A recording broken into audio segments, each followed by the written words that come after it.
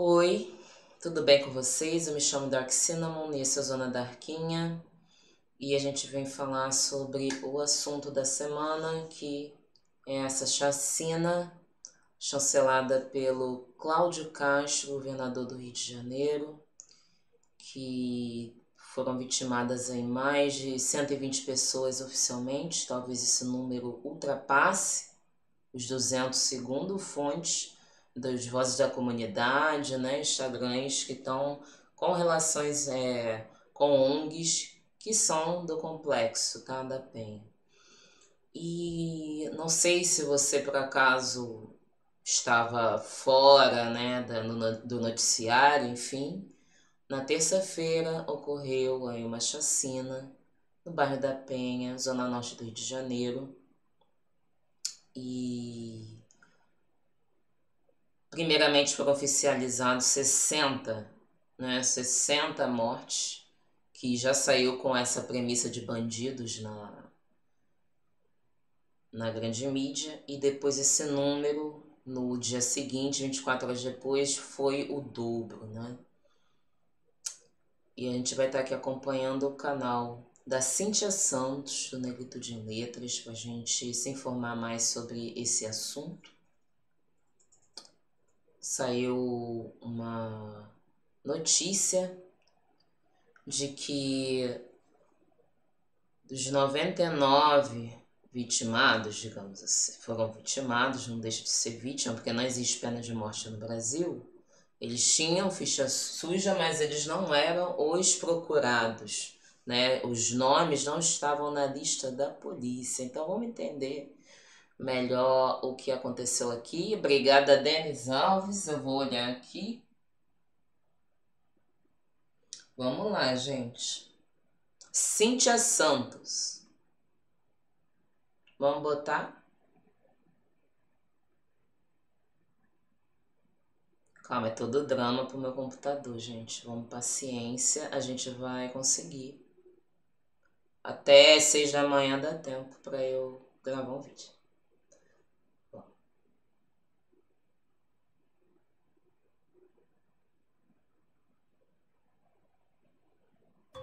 No dia 28 de outubro de 2025, o governo do estado do Rio de Janeiro realizou a maior operação policial dos últimos 15 anos.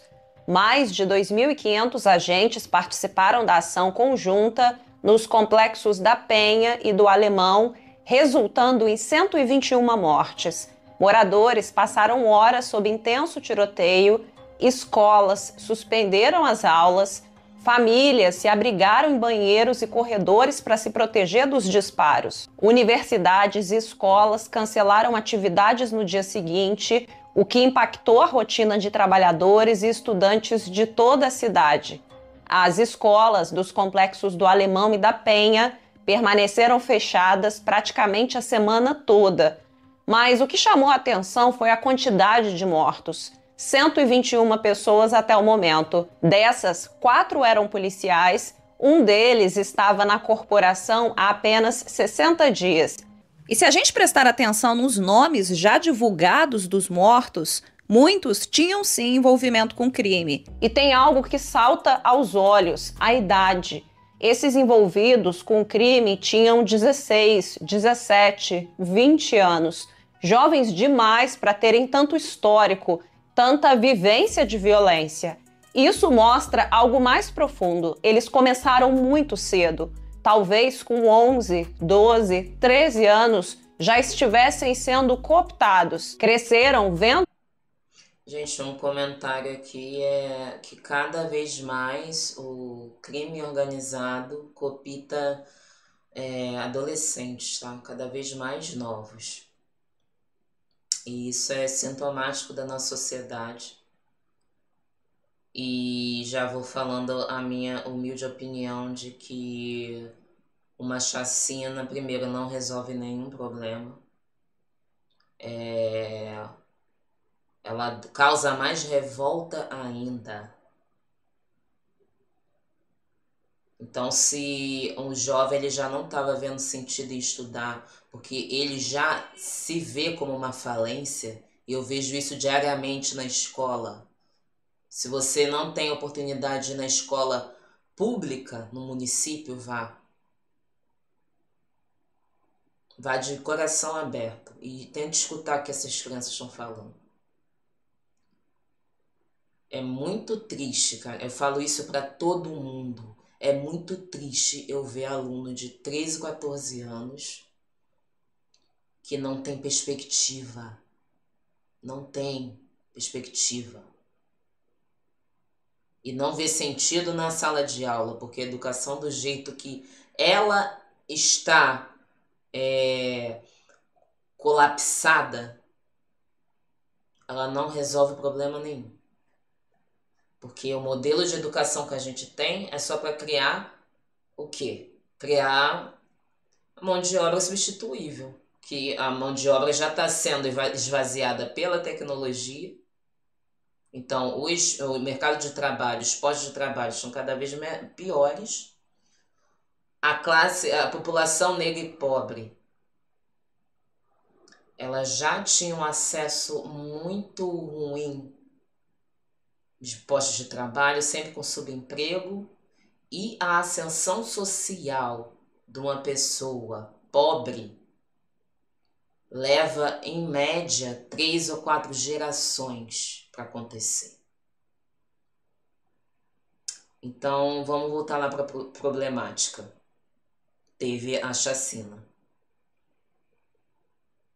O crime está cooptando cada vez mais jovens, tá? Cada vez meninos, principalmente, mas meninas também.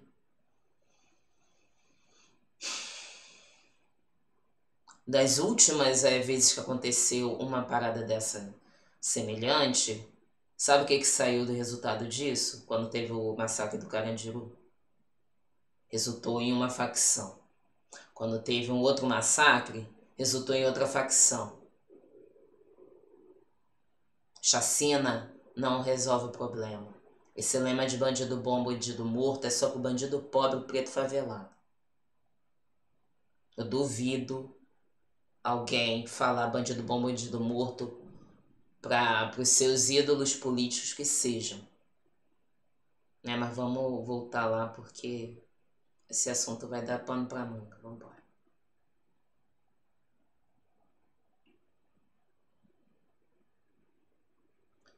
Vamos. Destrava.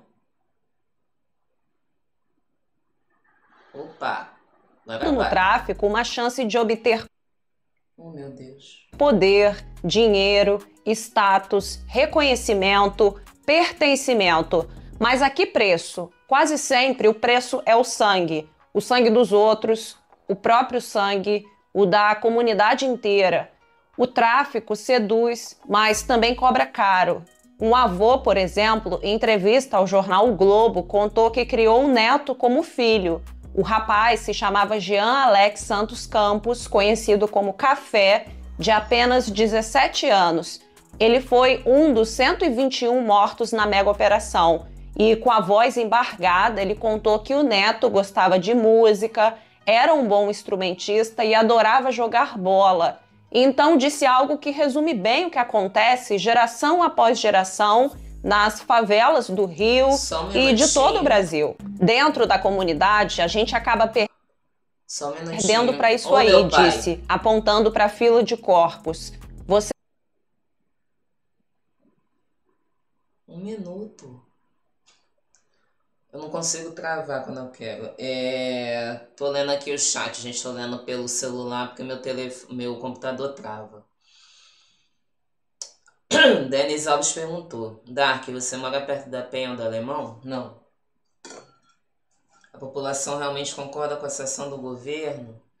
Eu vi essa pesquisa que saiu, eu não sei se essa pesquisa é de confiança, gente, desse tal de Atlas aí, vocês viram?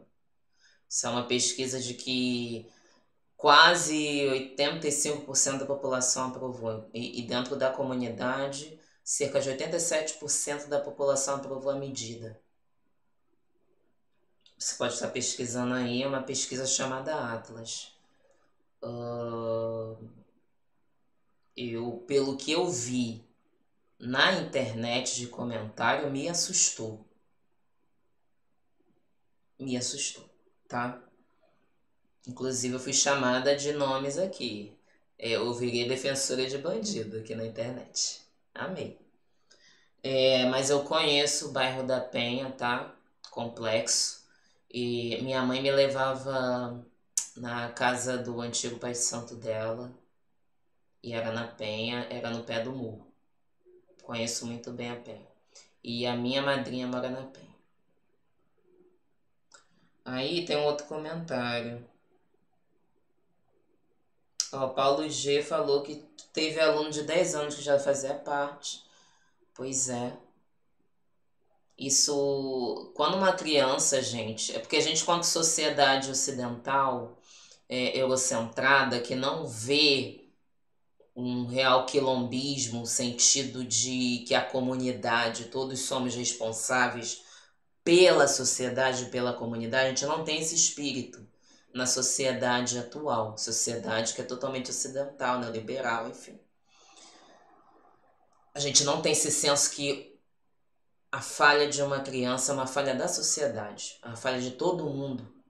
Não é a falha da mãe, porque eu vi muita gente botando a responsabilidade na mãe. É sempre a mãe. E geralmente a mãe é a mulher preta, que é babá, que trabalha com 3 serviços, vende marmita, caralho. Não é só da mãe. Isso é sintomático. O sistema ele é criado para gerar esse ciclo sem fim. Que vai entrar mais 500, vão morrer mais 600, 700. Então, assim, é o erro da mãe? A gente aqui, né, eu acho que todos vocês têm noção do que é necropolítica, territorialização da morte, né, território da morte, necropoder. Eu acho que todo mundo está por dentro desses conceitos, quem não tiver pode falar também. Mas tem vídeo sobre isso.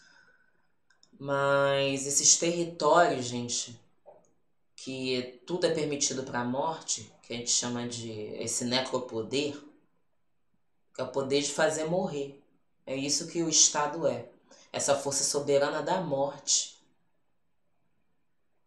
Você morar num território onde é permitido que você morra, que você se lasque, porque ou você vai morrer de tiro, ou você vai morrer porque tu tá abandonado, sem saneamento básico. Tem que pegar 4 condução para ir pro centro da cidade. E às vezes você tá até no meio do centro da cidade, né? Aqui no Rio tem favelas que são pontos turísticos. Mas não é o caso, né? O Alemão é um pouco mais distante do centro, mas tem condução direta, tá? Mas gente que mora muito mais longe. Então, assim, você mora num território da morte. Você não tem o básico. Você já é olhado como inimigo número 1.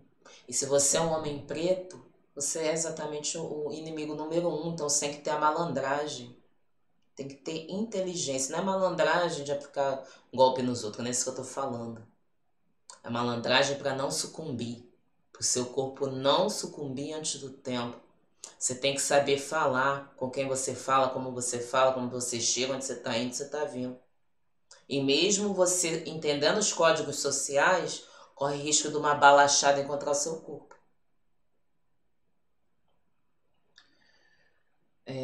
Denis, eu li que crianças que viram uma chacina de 10 anos atrás estavam no movimento e foram chacinadas. Agora provavelmente sim, tá? Que são efeito uma bola de neve. Alencar, principalmente depois da reforma do ensino médio, mas acredito que nas favelas poucos concluem ensino médio. A questão, Alencar, que eu vejo é que a maioria para ali no nono, né? Eu teria que ver uma pesquisa, né, para trazer um dado para não estar falando o achismo aqui. Mas porque o ensino médio é uma escala a mais. E as crianças do município, por exemplo, elas querem as melhores escolas, elas não têm condição material de concorrer com as melhores escolas até para ganhar bolsa. Porque a educação ela foi feita para falhar. O professor está saturado, porque tem que dar conta de 6 turmas de 40 alunos cada. E dentro dessas turmas tem alunos que precisam da educação especializada e que não tem agente, não tem AEE para atender esses alunos também. Fica tudo por conta do professor. E o professor às vezes está com a estagiária que não sabe nem como é que lida uma criança que tem uma condição especial. Então, o sistema ele falha, ele foi feito para falhar. Foi feito para falhar para pobre, tá? Tá, vamos botar... já leio mais, gente. Vamos seguir aqui, daqui a pouco eu volto pro chat.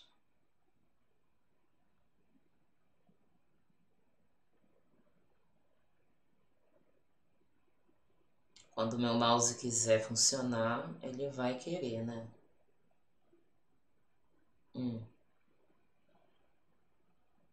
Vai.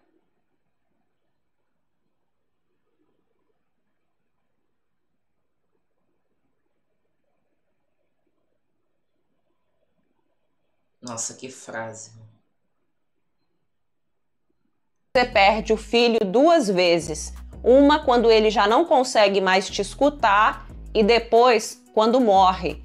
Tem um vídeo antigo de um documentário da TV Escola que eu acho que tem tudo a ver com esse assunto. Ali, outra tia vindo. Ela nem fala comigo, ela passa direto, tá vendo? E ali, é Henrique. Ele pega lixo no chão, bota ali, é higiene. Aqui, ó, opção de livro, tá vendo? É livro. Ali é onde que eu fico, esperando a minha tia, tá vendo? Ali é 203. Ei, cá, vamos lá na minha sala. Meus colegas tudo subindo. Aí pra sala, a gente tem a opção de rampa, né? Na minha sala tem a porta amarela. Vamos lá ver. Vamos abrir a porta, vamos bater na porta, tá? Vou bater na porta. Tia, vou entrar! Quando a gente assiste esse vídeo, a gente pode se perguntar o que aconteceu com esse menino. Será que ele conseguiu estudar, melhorar de vida, ter uma vida digna e feliz? Esses dias eu tenho conversado com vários colegas professores que atuam nas regiões mais afetadas pela operação e quase todos expressaram o mesmo sentimento: desamparo, desesperança e indignação. Alguns reconheceram ex-alunos entre os mortos, outros alunos que ainda frequentavam a escola. E só quem é professor e atua nesses territórios sabe o peso disso. Há um tipo de luto que o professor das periferias carrega em silêncio.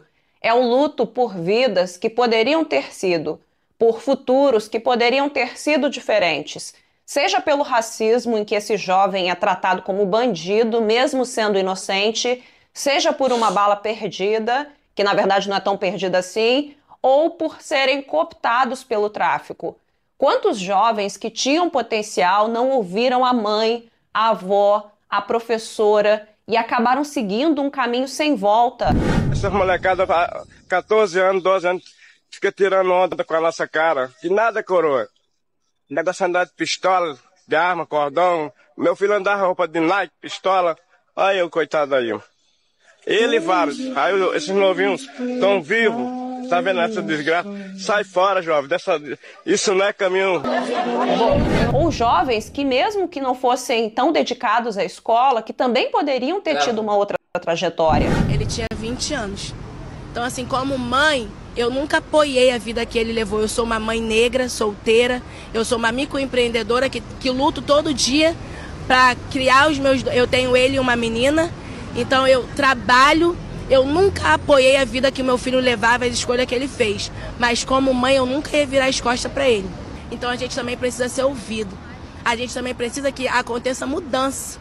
Mudança, porque para governar um estado não é só chegar dentro de uma favela e ficar tirando vida, não. É muito mais do que isso.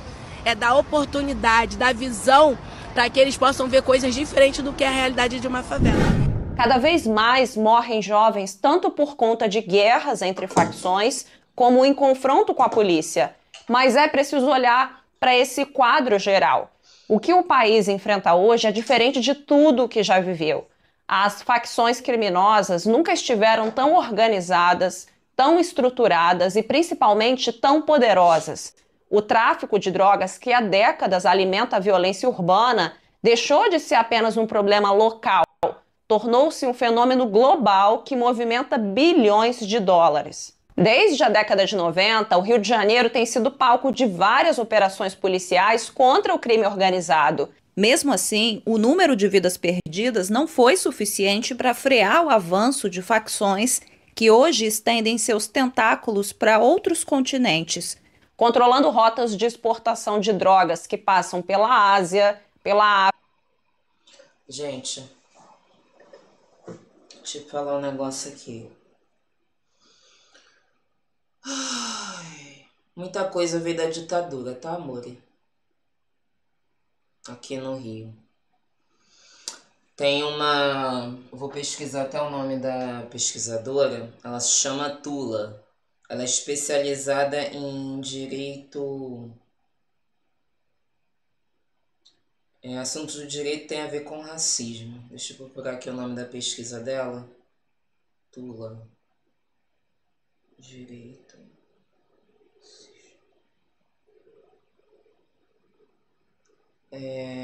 Tula Pires. Ela tem essa pesquisa chamada Racialização sobre Direitos Humanos. Aí tem Estruturas Intocadas, Racismo e Ditadura no Rio de Janeiro. Eu acho que o que eu vi foi esse. Racismo e Ditadura no Rio de Janeiro. Tula com TH, tá? Tula Pires. E ela fala justamente do início das operações, quando começou a PM, nos anos 70. Teve a militarização da PM e como a PM agiu de forma extremamente truculenta nos anos 70, na Penha até. A gente pode ver isso aqui depois do vídeo da Cíntia. Posso botar aqui para vocês. Então, o babado ele vem lá de trás. As primeiras facções, o Ser Vermelho, começou lá nos anos 70 e foi consequência da violência. Vamos lá. Quando o meu computador quiser.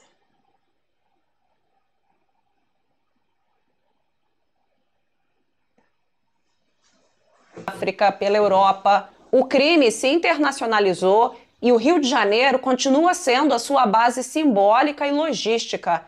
E os reflexos disso se espalham pela cidade. O tráfico se alimenta da morte, da vulnerabilidade e dessa desigualdade. E sua força está diretamente ligada a uma economia mundial que o sustenta.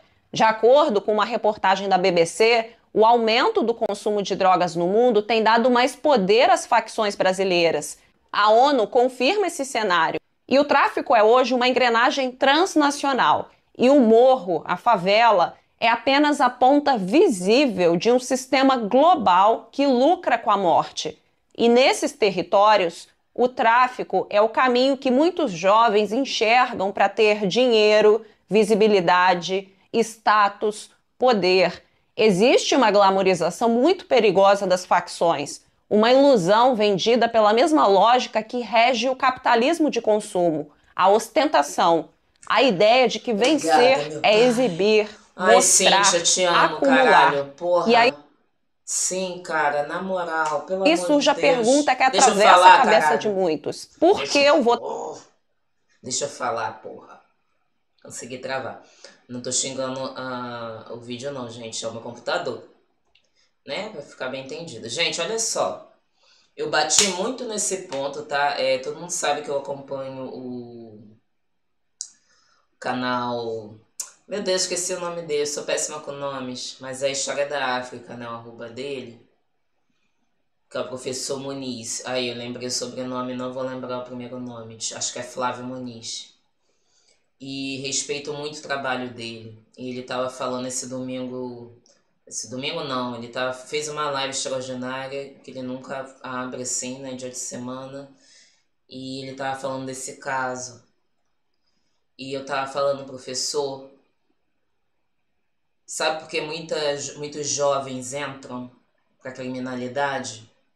É o discurso favela venceu, o preto no topo. E eu vou te explicar por que eu sou contra esse discurso.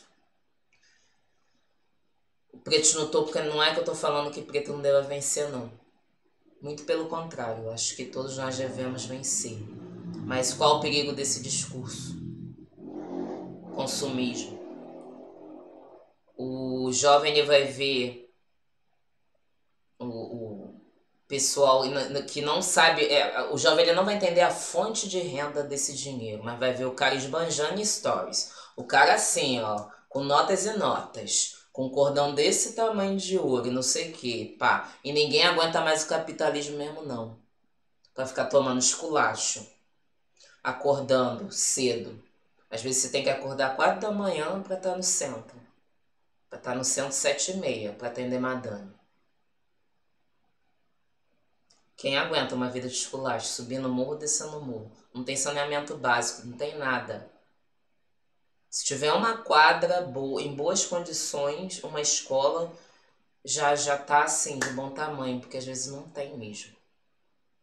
E é uma violência constante.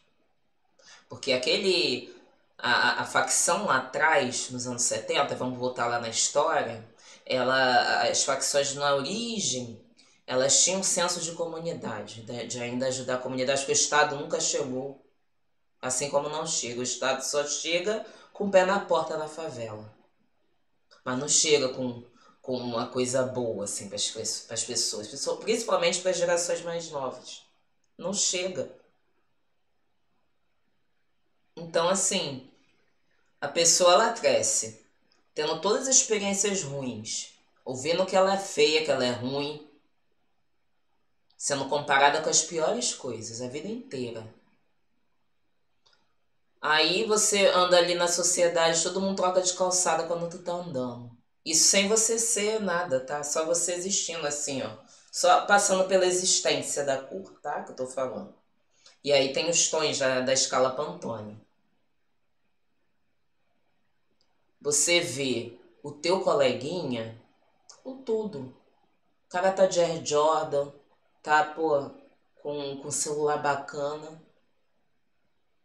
Tua mãe tá com 3 empregos para se virar para pagar a conta. Você é criança, ainda não consegue render na escola porque às vezes você não come bem, ou não dorme bem, ou você tem que trabalhar para ajudar a tua mãe. Tem muita criança que trabalha para ajudar a mãe e pai. Trabalha, vão trabalhar mesmo. Ajudante de barraca, de praia, vendendo coisa, vendendo rifa, se vira. E aí, o coleguinha tá com tudo assim, tá com tudo de bom. E aí, como é que vem o status? O cara vai começar a pegar mulher, porque ele tem dinheiro. Vai começar a ter acesso a um monte de coisa. Arma é status. Na comunidade, arma é status. E a gente sabe que isso, para um olhar mais sociológico e até psicológico, você sabe qual é o sentido da arma, né? A arma ela tem a ver com o poder do falo. É algo duro que atira também. Tem essa transmissão. Então a arma ela é poder. O garoto, ele vai ver o amiguinho dele lá e ele vai também. Ele vai achar, eu tô perdendo tempo nessa escola aqui, fazendo nada. Vou trabalhar pra quê? Pra ser fudido igual minha mãe e meu pai? E aí a importância de quê? De ter uma cultura dentro da comunidade, ter música, ter aula. Não é o suficiente. Porque a gente tem que mudar o sistema, o capitalismo. Quando houver capitalismo, não vai ter paz. E capitalismo e racismo, elas estão assim, ó, mão dada, tá? Porque é um sistema feito pra quem tá embaixo falhar mesmo. É pra você ser a falência mesmo. O ensino público é uma merda e depois a reforma ficou pior. Porque aprova qualquer pessoa, só aprova. As crianças chegam no ensino médio, não sabem escrever redação, gente. Enquanto no particular, no riquinho, no colégio riquinho, as crianças estão escrevendo dissertação desde do 6º ano. Em inglês, em francês, na língua que for. Tá? Ensino médio. Isso quando né? Tô falando no ensino médio. Tô nem falando do município mais, do básico, tá? Ensino médio, as crianças, a única aula obrigatória na rede pública é português e matemática. E mesmo assim tem aluno que não tem aula de português de frequência. E aí qual é o erro? No ensino básico, as crianças já chegam e não sabem escrever um texto. Ah, mas então o erro é só escrever um texto? Não, meu amor. Linguagem é domínio. Conhecimento é poder. Só que é um poder diferente do de ostentar uma arma na mão. O conhecimento, ele vai te dar a sabedoria para você tomar a melhor rota da tua vida, para você se organizar entre os seus. Por isso o conhecimento é importante. Por isso que a escola deve ser valorizada, mas está falhando. Então como é que a gente vai fazer? E como é que a gente, já que fala que todo mundo é engajado com revolução, como é que a gente organiza a revolução, meu amor? Dentro do contexto Brasil. Se vocês querem fazer uma revolução, vocês têm que entender o contexto brasileiro. O contexto brasileiro é complexo. Não vai ser o campesinato que vai te dar resposta. Brasil é complexo pra cacete. Então, olha para a história do Brasil. E aí a galera engajada, que não sei o que, olha, para vocês entenderem e saber, pensa comigo aqui, como é que faz a mudança? Porque não é na educação. Porque os ricos não querem que seja na educação. Deixa eu ver aqui o... Boa noite, Iodinha. Tantan, faço estágio no Colégio Confessional em Belo Horizonte. As crianças produzem texto desde o primeiro ano do fundamental. Reforma agrária, com certeza, Alencar. Porque nosso país trabalhar nunca teve. honestamente, ganhando pouco, se posso ter tudo rápido. Lembra desse vídeo aqui? Como é que vocês conseguem ser pobre? Papo reto. Como é que vocês romantizam a pobreza? Como é que vocês falam que é feliz? Ser pobre é uma merda. Palmas pra quem tem 40 anos e desde quando nasceu é pobre e fala que é feliz e ainda consegue botar um sorriso no rosto. Eu com 21 já tô surtando. 90% da minha ansiedade é porque eu sou pobre, eu tenho certeza disso. Tem gente que gosta de romantizar a pobreza. Eu sou pobre, eu sou feliz, eu não preciso de muito. Eu preciso de muito. Me botaram no mundo pra sofrer. Mano, que ódio que eu tenho da pobreza, mano. Eu tenho repulsa à pobreza. Eu conheço alguns pobres, tá ligado, mano? Tenho uma simpatia com pobre. A pobreza eu odeio, mano. Papo reto. Tem que ficar se humilhando, ter patrão, esses bagulho. Mano, se tiver alguém aí, golpista, algum bagulho assim, quiser me chamar, mano, pra fazer qualquer trâmite aí legal pra ficar rico do dia pra noite e sumir, mano, eu tô aceitando. O jovem que sempre foi pobre, invisível, de repente ganha voz, função e reconhecimento dentro dessa estrutura. Ali ele é cria, soldado, responsa e ganha uma grana para sustentar alguns luxos. Como disse o MV Bill na música Soldado do Morro, de olho grande no dinheiro esquecem do perigo. Mas essa é uma ilusão muito perigosa. O mesmo sistema para o qual esses jovens trabalham é o que os elimina quando deixam de ser úteis. Esses que controlam o jogo, empresários, políticos, grandes traficantes, usam gerações nascidas na miséria como peças descartáveis de uma engrenagem econômica e eleitoral. Os exemplos recentes deixam muito claro quem está no topo dessa pirâmide. Então, de um lado, quem ocupa o topo dessa rede de crime desfruta de blindagem, mora em condomínios de luxo, viaja em jatinhos, envia os filhos para estudar fora do país.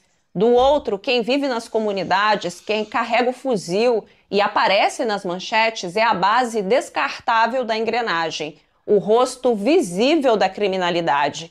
E esses jovens foram capturados e continuam sendo capturados por um sistema que os usa como escudo, que os coloca na linha de frente para proteger o chefe do morro e diretamente os peixes grandes que realmente lucram com o tráfico.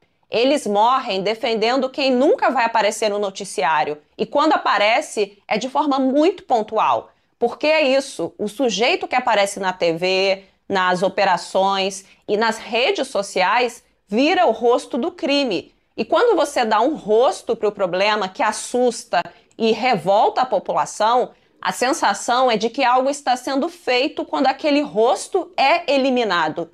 Mas perceba, nas grandes operações... Gente, o inimigo público número 1, como eu falei, né? O favelado é o inimigo público número 1. E te falar, isso tem uma base do cristianismo, tá? Vou te falar rapidinho aqui o bagulho aqui. Por que tem uma base no cristianismo? Essa dialética do bem contra o mal. O Deus e o diabo.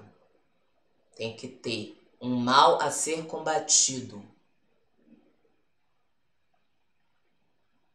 Não é que eu tô falando que facção não é um mal a ser combatido.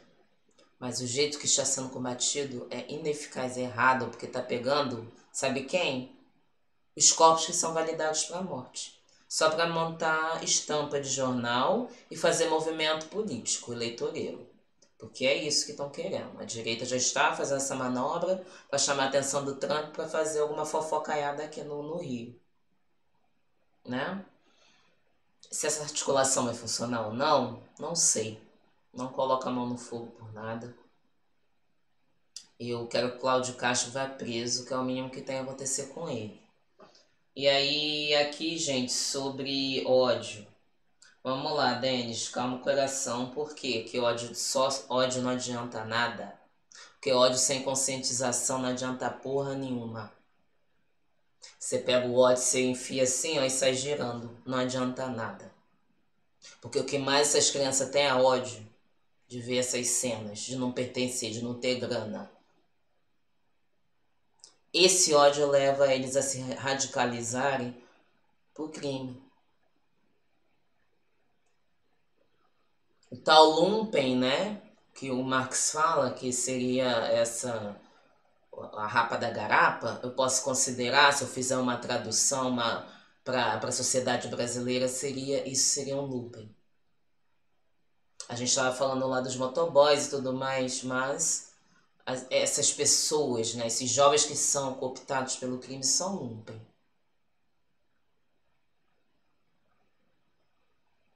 E por isso que essa idealização, e aí eu vou botar o dedão na ferida mesmo, essa idealização de revolução não vai funcionar. Porque vocês não enxergam essas pessoas como lumpen. Lumpen proletariado que eu tô falando. Elas são radicalizados. Mas é pro lado errado. Ah, mas aí o tio do bar e tudo mais dificilmente vão se radicalizar. Mas se conseguirem ter consciência, pelo menos vão ser menos utilizáveis para joguete político.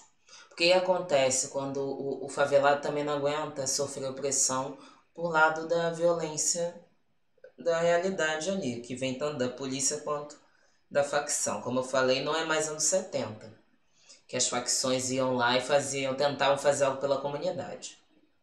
Hoje em dia é pé na porta, é loucura, tá? Então o morador da favela fica no meio ali do fogo cruzado, tá no meio do conflito. Só que ao mesmo tempo que tá no meio do conflito, conhece, tem amigos, viveu, conheceu com pessoas que foram cooptadas.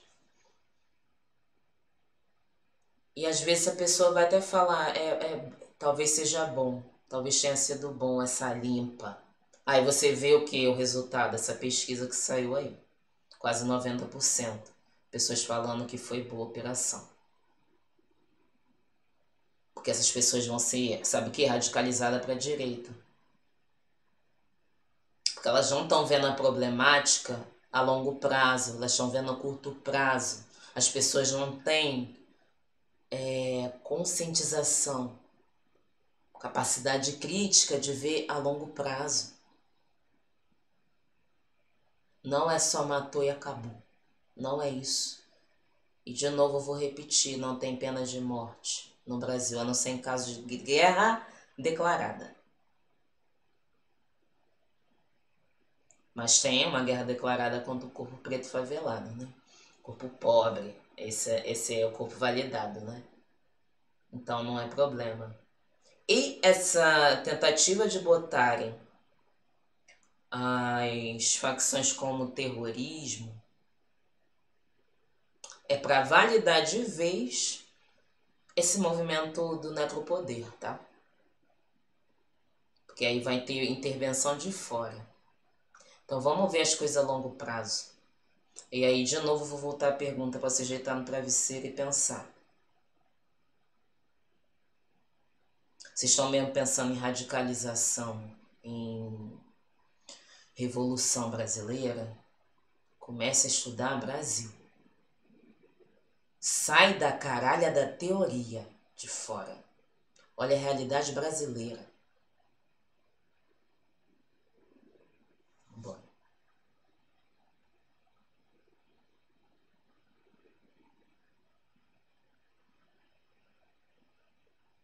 Vai, Cíntia.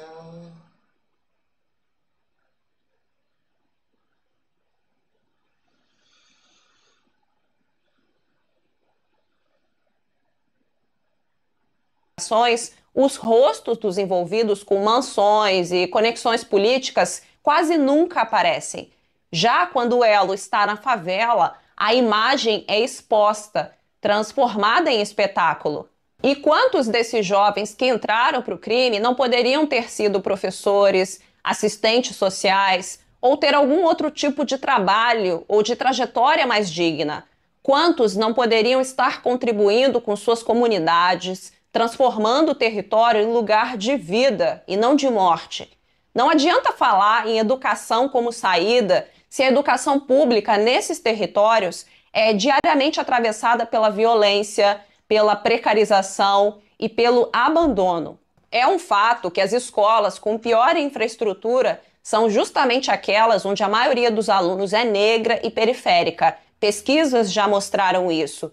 E muitas dessas instituições sofrem com a falta de funcionários, de recursos e segurança. E nessas escolas, para muitos professores, é a primeira vez que eles entram em uma favela. É um choque de realidade muito brutal. Esses educadores enfrentam o medo, as trocas de tiros, a instabilidade constante das aulas canceladas ou encerradas às pressas. E a isso se soma a rotatividade dos professores. Poucos querem permanecer por muito tempo em um ambiente tão instável. Quem pode, pede transferência. Quem fica, carrega o peso emocional de ensinar em meio ao caos. Gente, falar pra vocês, eu já pensei em desistir já. E de fato eu não quero trabalhar dando aula, tá? Embora eu tenha escolhido licenciatura. Porque o que me fez ter certeza que eu não queria dar aula foi a pandemia, porque me obrigou a olhar para muita coisa que eu fazia maluca, ou que eu não me dava conta. E uma coisa que eu me dei conta na pandemia foi quando eu li uma matéria, acho que foi não sei se foi a revista Piauí ou se foi Diplomatique, gente, foi alguma dessas duas aí. Mas era a matéria de uma professora relatando que ela não aguentou ver uma aluna dela desmaiar de fome. E essa é a realidade do professor. E eu tenho amigas minhas que já falaram, eu não aguentei ver aluna meu não conseguir prestar atenção na matéria porque tá com fome. A gente volta na porra lá da pirâmide de Maslow. Vocês gostam de teoria, né? Vai lá na pirâmide de Maslow, as necessidades básicas. É muito fácil quando a gente está no conforto da nossa casa falar que é falta de esforço.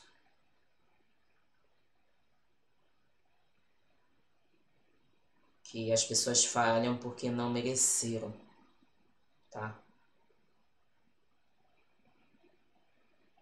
É muito duro. Eu tenho uma amiga minha, e eu já falei isso aqui, eu acho que em outra live, mas caso você não estivesse presente, eu vou falar aqui, sem citar nomes. A situação aconteceu só em jornal, tudo quanto é jornal na época, foi um bababá, um kikiki, e hoje em dia ninguém lembra mais. Foi casa da Duda, que foi uma aluna que ela levou um tiro na cabeça, ela estava na quadra, treinando. que ela ia fazer parte da seleção de vôlei do colégio. Ela era atleta do colégio, tá? E era uma das melhores alunas do colégio. A polícia usou a escola como escudo, tá? Aqui tá o colégio, os policiais estavam aqui, ó, o muro do colégio aqui. Eles estavam aqui e os caras estavam trocando tiro com os traficantes de dentro do muro aqui, ó. Como é que tu lida com isso? E não é só o professor. É muito violento você perder uma colega, uma amiga, um conhecido, que você vê todo dia, e você vê a pessoa ali do nada, estirada, tá? Então, assim, o problema é muito complexo. Nenhum professor quer ficar. Município, 40 alunos numa sala. E você brigando para fazer alguma coisa que eles não querem fazer. A culpa é do aluno? Acho que é uma culpa mútua, já falei. Quando há uma falência dessa, a culpa é social, a culpa é de todo mundo. E a culpa também é do sistema que ele funciona para essa maquinaria continuar rodando. Essa alienação, gente, que a gente passa com essa bosta aqui, isso é proposital, essa alienação aqui, tá? Tomar teu tempo pra tu não fazer mais nada na vida. Aí tu fica aqui rodando assim, ó. E vai dinheiro pra Big Tech, pro caralho, A4, pro Tigrinho, pro que seja. Mas não é pra você.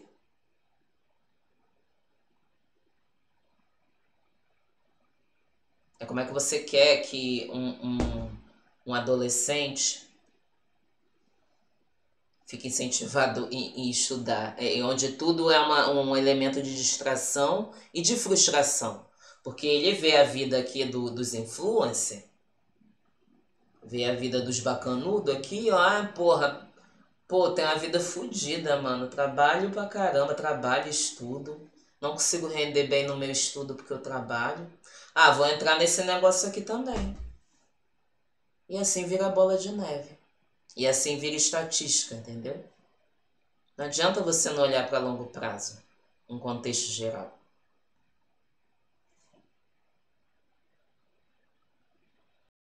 Vai, Cíntia. 47 minutos já. Vou parar de interromper pra gente...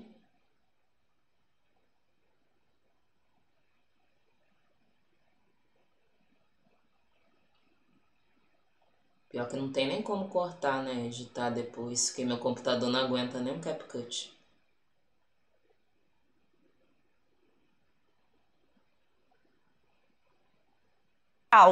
Esses jovens são os escudos, os corpos sacrificáveis que protegem os chefes invisíveis. E essa extensão do crime organizado é a face moderna da escravidão. Uma atualização da figura do capitão do mato, que muita gente só associa com a polícia, mas também pode ser pensada nesse contexto, porque é oferecido pertencimento a esses jovens que ingressam nesses grupos, mas é cobrado uma obediência absoluta. Eles prometem poder, mas entregam submissão. Eles prometem respeito, mas impõem medo. E quem ousa sair da linha morre, seja pelas mãos do tráfico, seja pelas balas do Estado. E o que se vê hoje é uma reedição desse capitão do mato sob novas formas. Em muitas regiões, jovens, principalmente negros e pessoas também em situação de vulnerabilidade, pretos, pardos, brancos, são cooptados ou coagidos a trabalhar para o tráfico, e tanto o escravizado quanto o jovem do tráfico são tratados como meios de lucro dentro de uma engrenagem que transforma corpos em mercadoria. O tráfico impõe controle, medo e punição, assim como o sistema escravocrata impunha castigos e vigilância para garantir a obediência. Nos dois casos, a liberdade e a dignidade humanas são negadas em nome da manutenção de um poder hierárquico autoritário e violento. A lógica da pirâmide social é muito parecida. Na escravidão, poucos senhores detinham riqueza e prestígio, sustentados pelo trabalho forçado de muitos. Hoje, nessa nova atualização, chefes de facção e poderosos ligados a eles acumulam lucro, enquanto soldados e aviãozinhos arriscam a vida, morrendo para proteger um poder que nunca os incluirá. É uma forma contemporânea de escravidão social e econômica. Faria Lima, né, gente? E o primo do Nicolas Ferreira. E aí? Vivenda Jabá. O envolvimento com o crime, uma vez iniciado, dificilmente permite saída. Há medo, ameaças, dívidas, estigma e a ausência de oportunidades. As correntes mudaram de forma, mas continuam prendendo as mesmas pessoas. São as comunidades herdeiras diretas da exclusão pós-abolição. E é um ciclo histórico de opressão. A escravidão produziu a pobreza alimentou o tráfico e o tráfico perpetua a violência e o estigma que justificam o extermínio. E quem vai ocupar o lugar dessas pessoas que morreram? São as crianças que hoje estão na escola, que as mães fazem de tudo para que não entrem para o crime, os meninos que trazem alegria às suas famílias e que acabam sendo cooptados para um alistamento que, quando não acontece por sedução, às vezes é forçado porque a tropa precisa ser reposta. Mas também é importante dizer que o que está acontecendo no contexto atual vai muito além disso. O que estamos vendo agora não é mais uma operação, é um ensaio político. Os primeiros sinais de uma buquelização no Brasil já estão aí. Isso tem tudo a ver com o futuro do país e com as eleições de 2026. Para quem não sabe, a buquelização é um termo que se refere à adoção do modelo político e de segurança implementado por Nayib Bukele, presidente de El Salvador, desde 2019. Bukele, que é descendente de palestinos, começou sua trajetória política na esquerda salvadorenha. Ele foi eleito prefeito pelo partido Frente Farabundo Marte de Libertação Nacional, um grupo de origem guerrilheira que governava o país desde 2009, e no início da sua trajetória, em 2012, ele era visto como um político jovem, moderno, com discurso progressista e antipolítica tradicional. Mas em 2017 ele foi expulso do partido por indisciplina e começou a construir a sua própria imagem como outsider, um líder acima da esquerda e da direita. E foi assim que Bukele construiu sua popularidade, prometendo paz e ordem em um país dominado há décadas pelas gangues MS-13 e Barrio 18, grupos que desde os anos 80 aterrorizaram El Salvador com execuções, extorsões e o recrutamento de crianças de 8, 9 anos. Sob o discurso de libertar o povo do terror das ruas, Bukele lançou o Plano de Controle Territorial, que previa prisões em massa. No caso, mais de 75 mil pessoas foram detidas desde 2022, muitas sem mandado judicial, sem julgamento. Houve também suspensão de garantias constitucionais, como direito à defesa, criação de mega unidades prisionais, como o Centro de Confinamento do Terrorismo, com capacidade para 40 mil presos, apresentado por Bukele como o símbolo do fim do crime.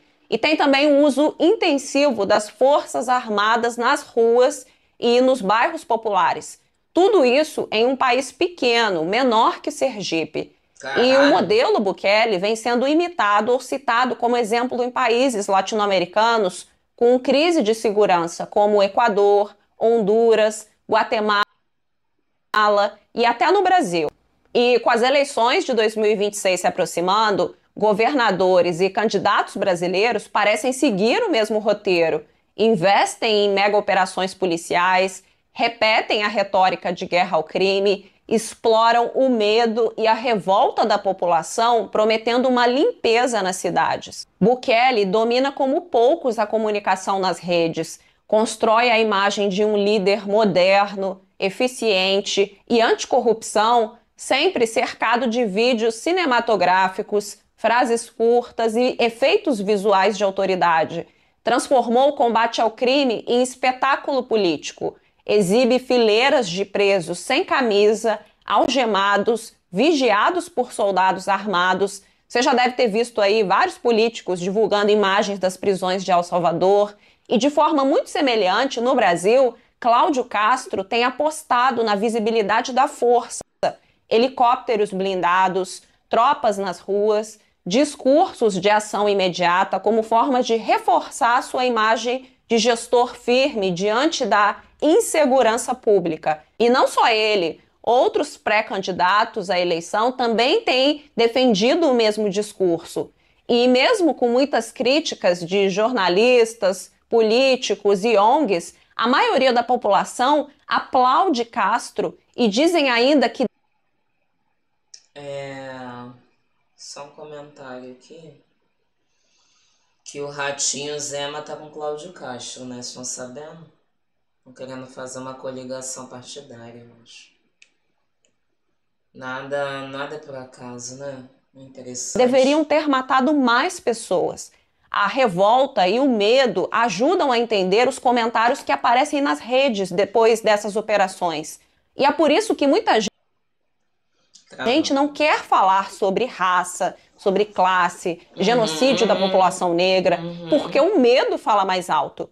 É ele que domina o discurso. O medo do crime, do outro, do amanhã. O que mobiliza a opinião pública não são as causas estruturais, mas essa emoção imediata e quase instintiva, o medo. O medo de sair à noite, o medo de ser assaltado no ônibus voltando para casa, o medo de um arrastão, de uma bala perdida, de caminhar por ruas desertas, o medo de não saber se vai chegar bem em casa. Esse medo cotidiano, tão real quanto manipulável, habita o coração de grande parte da população. O medo que vira revolta quando se passam... Eu evito também, Elias. Na medida do impossível, né? Mas eu tenho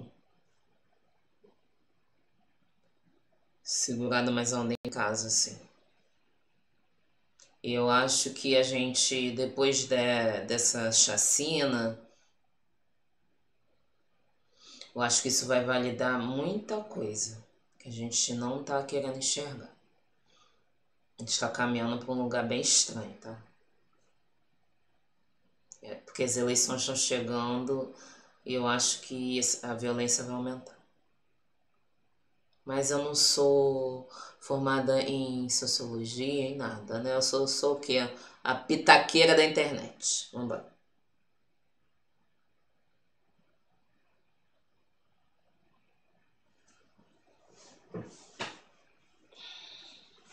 ...20, 30 anos e nada muda. Por mais que alguns até reconheçam que o que está por trás dessa engrenagem é algo muito mais antigo. É a mesma lógica da escravidão que o Brasil jamais desfez. Ontem eram os capitães do mato, negros usados para capturar e punir outros negros, sustentando o poder dos senhores. Hoje são capitães do crime, soldados do morro, como disse MV Bill, crianças e jovens das favelas recrutados pelo crime, colocados para vigiar, confrontar e morrer uns pelos outros.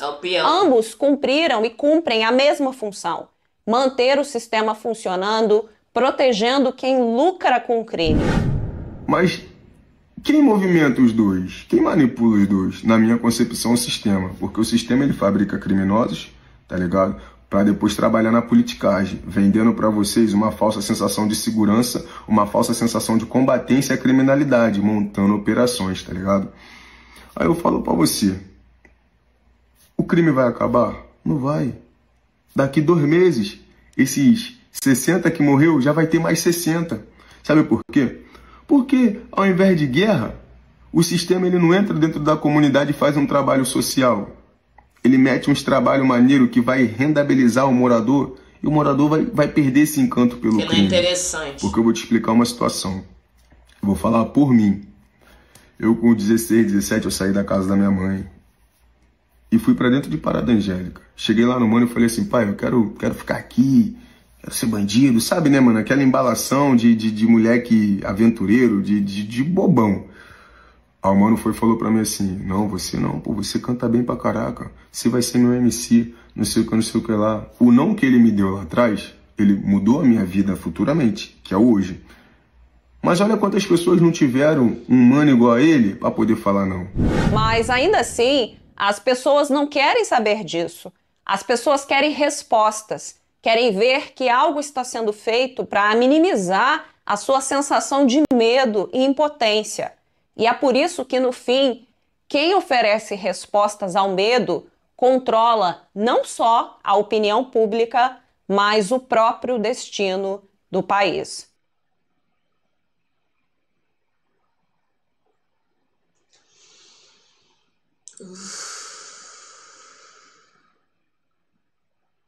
Galera,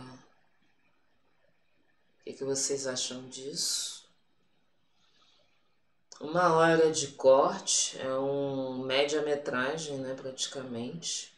Mais uma vez eu falho em fazer um corte, mas os vídeos da Cíntia sempre trazem muita reflexão aqui pra gente.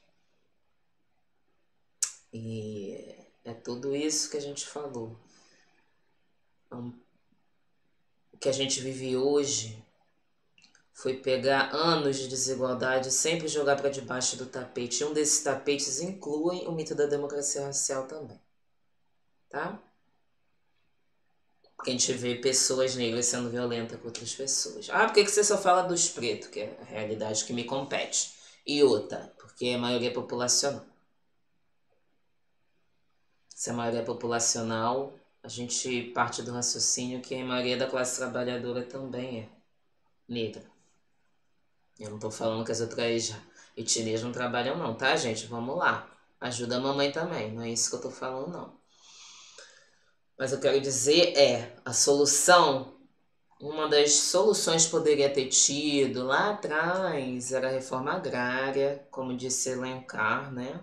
Nosso amigo Alencar, por quê? Com a reforma agrária, no final ali da escravidão, poderia ter sido diferente. Porque o mínimo de dignidade é um pedaço de terra, você ter como plantar e onde morar. E é óbvio que eu tô falando isso uma perspectiva do utopia aqui, tá? Utopia da Dark mesmo. Ah, que ia ser tudo lindo, maravilhoso? Não, nem ia ser, porque sempre ia ter gente querendo pegar a terra dos outros, né?